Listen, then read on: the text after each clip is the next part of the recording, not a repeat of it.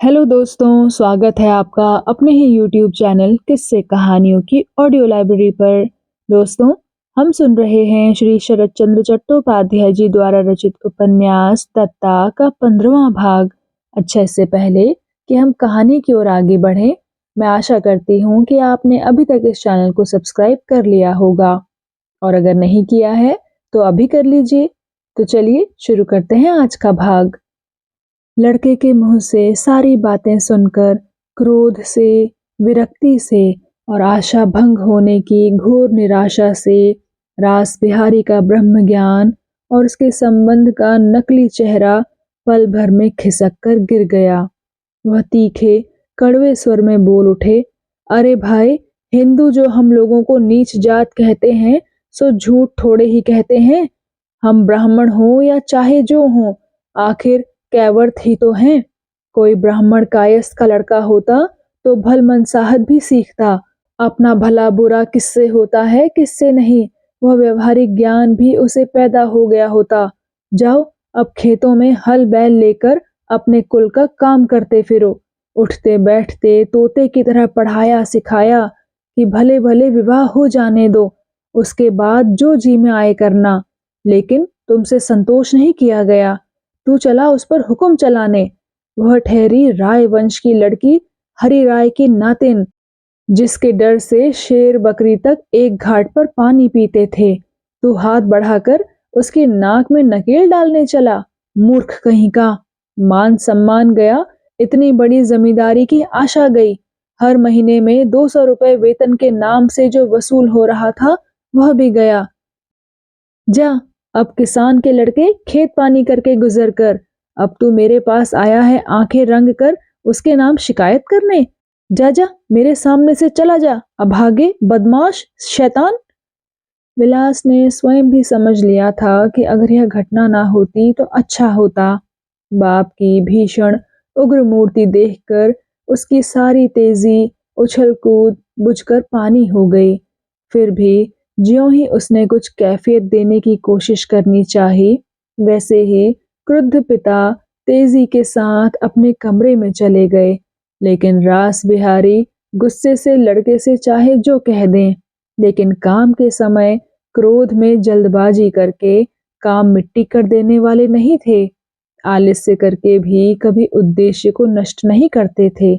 इसलिए उस दिन वह धीरज धारण करके विजया को शांत होने का समय देकर दूसरे दिन अपनी शांति और अविचलित गंभीरता लेकर विजया के बैठक खाने में दिखाई पड़े और कुर्सी खींचकर बैठ गए। विजया के क्रोध की उत्तेजना धीरे धीरे मिट गई थी।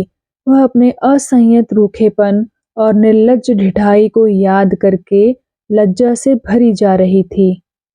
मकान के नौकर चाकर और कर्मचारियों के सामने ऊंची आवाज से जिस नाटक का अभिनय हो चुका था, शायद वह इसी बीच अनेक आकारों में फैलकर गांव के पुरुषों में घर घर कहा सुना जाता होगा और नदी तालाब के घाटों पर स्त्रियों की हंसी मजाक का विषय बन गया होगा। उसकी बदनामी की कल्पना करके विजया फिर घर से बाहर ही नहीं निकल सकी। उसकी यह लज्जा यह सोचकर और 100 गुनी बढ़ गई कि इस खबर का फैलना भी कहीं बाकी नहीं रहा है कि आज जिसे उसने नौकर कहकर सबके सामने अपमानित करने में संकोच नहीं किया, 2 दिन बाद पति मानकर उसके ही गले में वरमाला पहनानी होगी। रास बिहारी जब धीरे धीरे कमरे में आकर चुपचाप मुस्कुराते हुए बैठ गए, तब विजया मुंह उठाकर उनकी ओर देख नहीं सकी। लेकिन इसके लिए उसने प्रत्येक पल प्रतीक्षा की थी और जिन सब युक्तियों और तर्कों की लहर और अप्रिय चर्चा उठने को थी, उसका कच्चा मसौदा कल से ही तैयार कर रखा था। इससे वह एक प्रकार से शांत बैठी रही, लेकिन वृद्ध ने उससे ठीक उल्टा सुर निकालकर विजया को अवाक कर दिया। कुछ पल चुप रहकर एक लंबी सांस भरकर बोले, बेटी विजया, सुनते ही मुझे कितना आनंद हुआ है सो बताने के लिए मैं कल ही दौड़ कर आता, अगर गुर्दे का दर्द उभर कर बिछौने पर ना डाल देता। लंबी उम्र हो बेटी, मैं यही तो चाहता हूँ, यही तो तुझसे आशा करता हूँ। उन सर्वशक्तिमान मंगलमय से केवल यही प्रार्थना करता हूँ कि वह मुझे सुख में, दुख में, भले में, बुरे में जो धर्म न्याय है, उसी के प्रति अडिग श्रद्धा रखने की सामर्थ्य दे। यह कहकर उन्होंने हाथ माथे पर लगाकर और आंखें बंद करके सर्वशक्तिमान को प्रणाम कर लिया।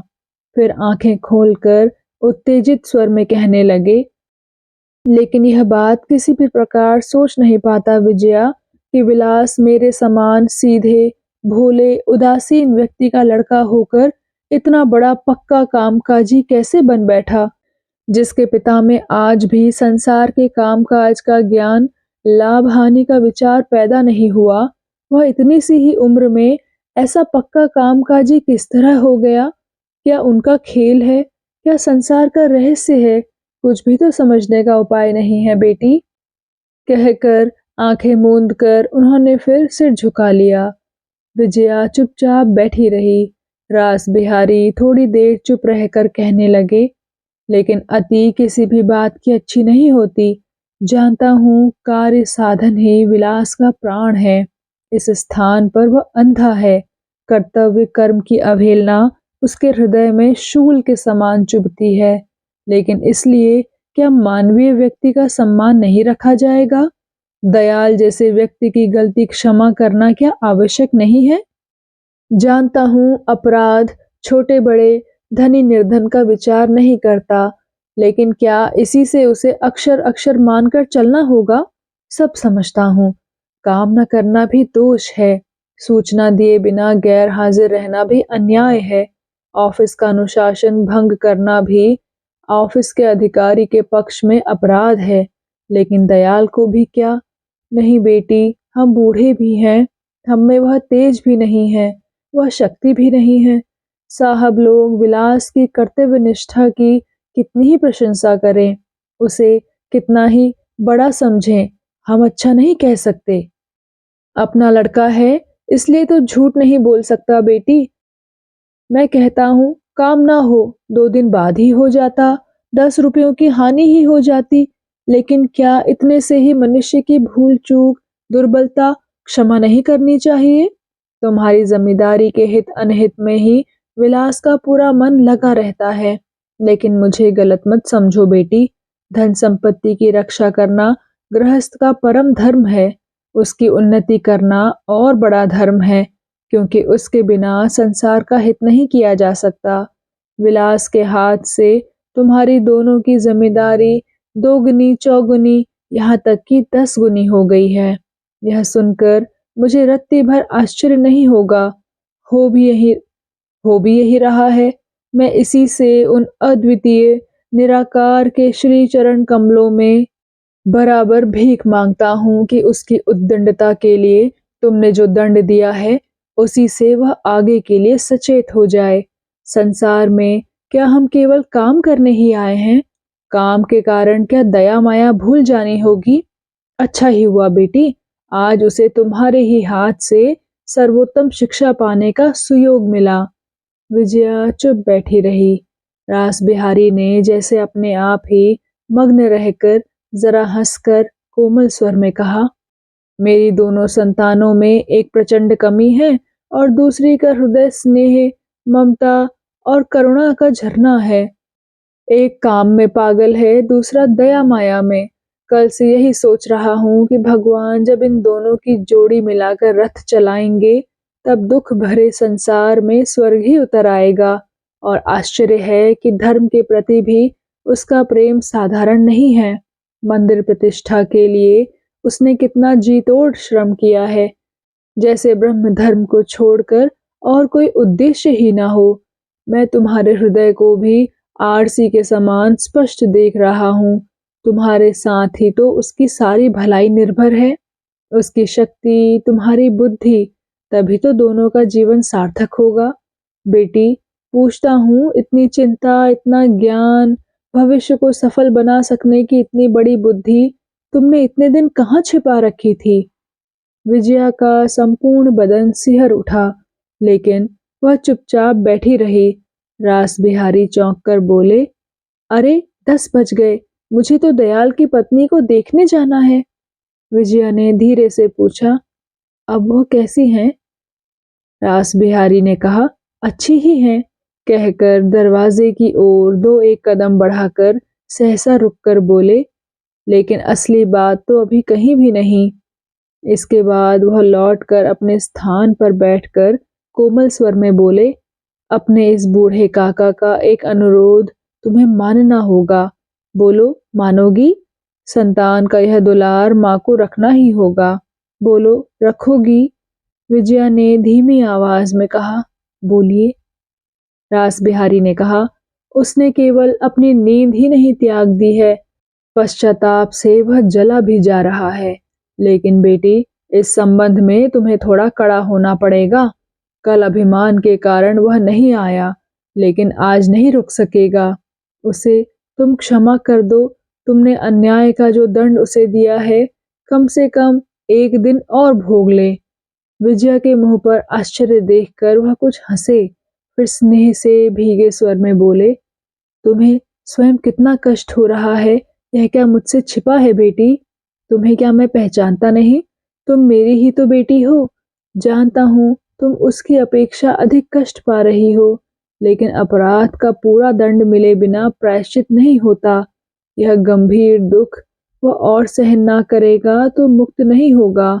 यह यंत्रणा कुछ समय उसे और भोग लेने दो, यही मेरा अनुरोध है बेटी। रास बिहारी के चले जाने पर विजया आश्चर्य से स्तब्ध बैठी रही। उसका विचार था कि विलास चोट खाकर अकेला रह गया है, लेकिन बदला लेते समय अकेला नहीं आएगा, और तब रास बिहारी के साथ उसे बहुत ही कड़े ढंग से बरतने का मौका मिल जाएगा। जब वृद्ध धीरे धीरे बाहर चला गया, तब उसके मन से भय का भारी पत्थर ही नहीं हट गया, बल्कि इस व्यक्ति को कभी वह आंतरिक श्रद्धा करती थी, यह बात भी उसे याद आ गई। और वह श्रद्धा धीरे धीरे क्यों चली गई? उसके मन में संशय उठने लगा कि वृद्ध का यथार्थ संकल्प ना समझकर ही मैंने उनके प्रति मन में अविचार किया है। लेकिन वृद्ध की बातों में जो संकेत सबसे अधिक छिपा रहकर सबसे अधिक स्पष्ट हो उठा था, वह था विलास का असीम प्रेम और उसका निश्चित फल प्रबल ईर्ष्या। कालीपद आकर बोला, माँ जी, तो फिर घर को एक और चिट्ठी लिख कर दूं कि अब मेरा आना ना हो सकेगा?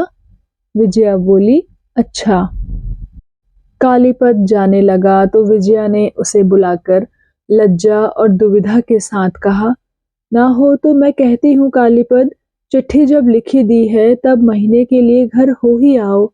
उनकी बात भी रह जाए और तुम्हारा भी घर जाना हो जाए। बहुत दिनों से गए भी तो नहीं हो। कालीपद चकित हो गया, फिर सहमत होकर बोला, अच्छा, तो मैं महीने भर के लिए घूम ही आता हूँ माँ जी। उसके चले जाने पर अपनी इस दुर्बलता पर विजया को न जाने कैसी भारी लज्जा लगने लगी।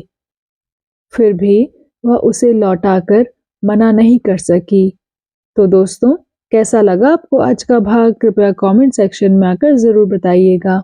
मैं मिलूंगी आपसे अब इसी कहानी के अगले भाग के साथ। तब तक के लिए धन्यवाद।